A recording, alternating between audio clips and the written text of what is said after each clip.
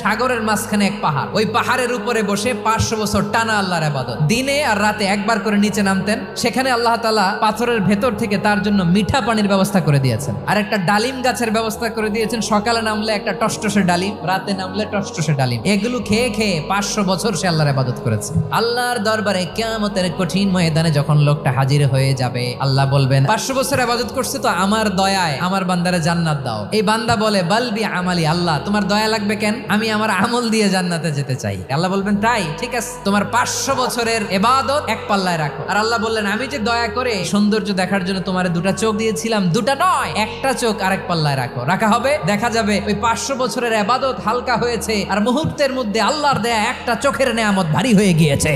ফলাফল দেখো, হিসাব বলে তুমি এখন জাহান্নামে যাবা, যাও এবার জাহান্নামে যাও। এবার লোকটা কাচুমাচু করে বলে আল্লাহ এবার আমি বুঝতে পেরেছি তোমার দয়া ছাড়া দুনিয়ায় কেউ জান্নাতে যেতে পারবে না।